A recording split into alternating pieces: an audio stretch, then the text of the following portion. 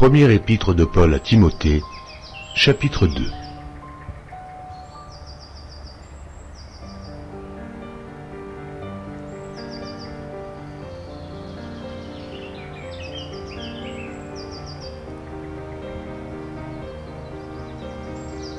Première épître de Paul à Timothée, chapitre 2.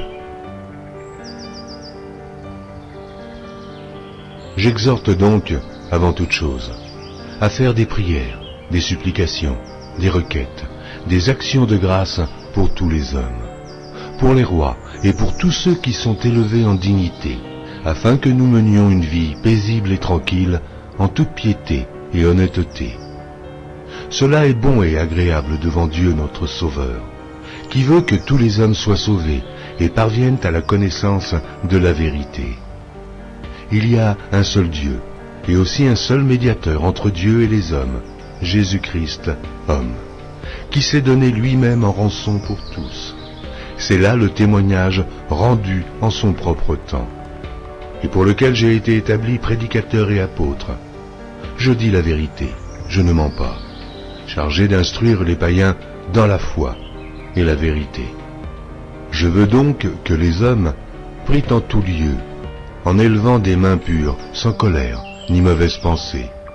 Je veux aussi que les femmes, vêtues d'une manière décente, avec pudeur et modestie, ne se parent ni de tresses, ni d'or, ni de perles, ni d'habits somptueux, mais qu'elles se parent de bonnes œuvres, comme il convient à des femmes qui font profession de servir Dieu.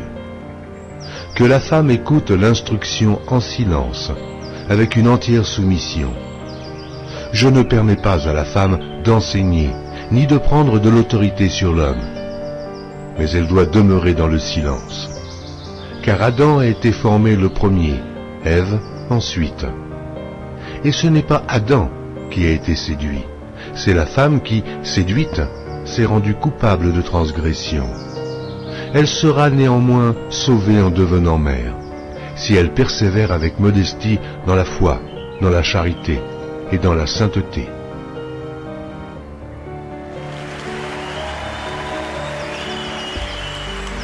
Amen.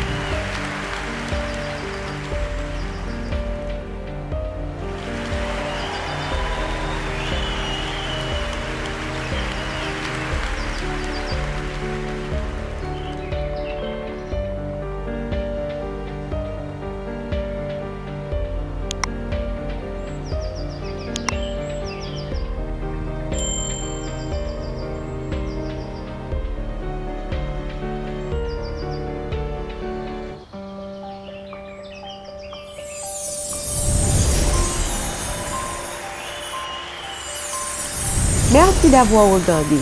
Pour ne manquer aucune de nos activités, prière de vous abonner maintenant en cliquant sur le bouton du milieu et en activant la cloche de notification.